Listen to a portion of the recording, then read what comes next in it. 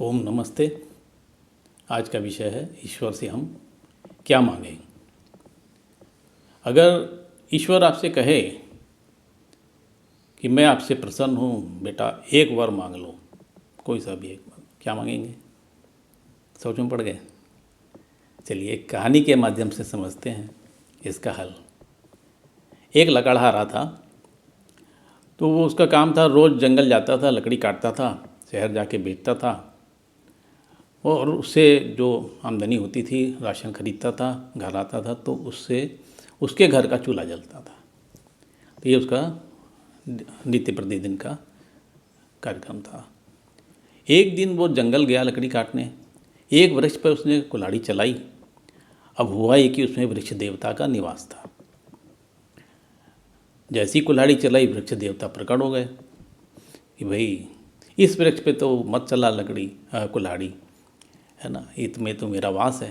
तो उसने बोला, महाराज मैं कैसे ना चलाऊं, ये तो मेरी आजीविका है, इसको बेचूंगा तब मेरे घर चूल्हा जलेगा। तो समस्या समझ गए वृक्ष देवता। उन्होंने बोला, अच्छा एक काम कर, एक वरदान तुझे दे दूंगा, मांग ले क्या मांगना है, पर इस पे लकड़ी मत, कुल्हाड़ी मत चला। तो उसने कहा, सोचने पड़ गया, जैसे आप अभी सोच में पड़ गए थे। उसने कहा, महाराज क्या मुझे सोचने के लिए एक दिन का समय मिल सकता है?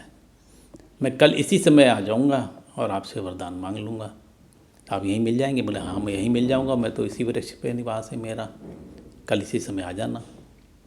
अब लकड़हारा चला घर की ओर, सोचते सोचते क्या मांगूं क्या मांगूं। उसको लगा कि मेरी तो जीवन ऐसे ही कट जा रहा है, रोज़ आता हूँ, लकड़ी काटता हूँ और इतना ही कमा पाता हूँ कि उस दिन का मेरे घर का चूल्हा जल जाता है। तो मुझे तो उनसे ऐसी धन दौलत मांगनी चाहिए कि हमेशा का यह दरिद्र कट जाए। सोचते सोचते घर पहुंच गया। घर जाके अपनी पत्नी को ये बात बताई कि ऐसे ऐसे वृक्ष देवता मिले थे, एक वर मांगना है, क्या मांग लूँ? पत्नी ने कहा, देखो जी, हमारे विवाह को कई वर्ष हो गए, संतान नहीं हुई है, तो उनसे तो तुम संतान मांग लो, इससे अच्छा वर कोई नहीं हो सकता। लकड़हारे को लगा ये भी बात सही है, संतान मांग लूँगा तो हमारी वर्षों की इच्छा पूर्ण हो जाएगी। अब उसकी माँ भी ये बात सुन रही थी, तो उसने कहा, अम्मा तुम बताओ हम क्या मांग लें वृक्ष देवता से। माँ ने कहा कि बेटा, मेरे तो जो आँखें हैं ये ख़राब हो चुकी हैं, कुछ दिखता नहीं, मेरा जीवन ही अंधेरा हो गया है, आँखों के बिना तो क्या जीना। तो तुम अगर वृक्ष देवता से मेरे लिए आँखें मांग लो, मेरी दृष्टि वापस आ जाए, तो इससे बड़ा उपकार तो वृक्ष देवता का कोई नहीं हो सकता।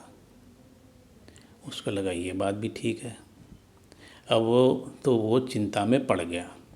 रात हो गई, लेटे लेटे रात कट गई, सोचते सोचते क्या मांगूं क्या मांगूं। अगली सुबह हुई, वो फिर अपनी कुल्हाड़ी लेके चल पड़ा जंगल की ओर। उस वृक्ष के पास पहुंचा तो वृक्ष देवता फिर आ गए कि हाँ बेटा, तुमने सोच लिया तुम्हें क्या मांगना है? तो उसने कहा, हाँ महाराज। बोले, मांगो। उसने कहा, महाराज मेरी माँ अपने पोते को नित्य नए नए सोने के कटोरे में खीर खाता देखे, मुझे ये वर दे दीजिए। अब देखिए उसकी चतुराई, मेरी माँ देखे मतलब उसकी आँख सही हो जाए, पोते को देखे तो मतलब संतान आ गई, और रोज़ नए सोने के कटोरे में खीर खाए तो ऐसा तो कोई संपन्न परिवार में ही हो सकता है ना। तो ये उसने एक ही वर में गूंथ के 3 वर मांग लिए। तो ये तो थी कहानी। अब हम क्या करें? हमसे अगर ईश्वर कहे कि तुम मांगो तो हम क्या मांगेंगे? तो इसका हमें मार्गदर्शन वेद देता है। वेद का महामंत्र गायत्री मंत्र। गायत्री मंत्र के पहले चरण जो पूरा पढ़ें, ओम भूर्भुवः स्वः तत्सवितुर्वरेण्यं भर्गो देवस्य धीमहि धियो यो नः प्रचोदयात्।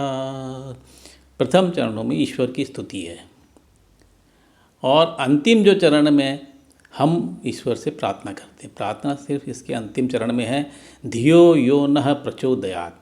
हे ईश्वर, हमारी बुद्धि को श्रेष्ठ मार्ग पर चला। यहाँ पर ना हमने उनसे धन संपत्ति मांगी है, न हमने सम्मान मांगा है, न हमने अच्छा स्वास्थ्य मांगा है। हम सिर्फ अच्छी बुद्धि मांग रहे हैं, श्रेष्ठ बुद्धि। क्यों? श्रेष्ठ बुद्धि होगी तो आप धन भी कमा लोगे, श्रेष्ठ बुद्धि होगी तो आपका स्वास्थ्य भी अच्छा रहेगा, श्रेष्ठ बुद्धि से आप हर इच्छा पूर्ण कर सकते हैं। तो ये ऑल इन वन एक ही वरदान हमें ईश्वर से मांगना है, हे ईश्वर हमारी बुद्धि को श्रेष्ठ मार्ग पर चला।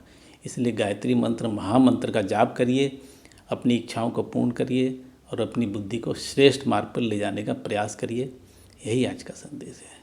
आपका कल्याण हो।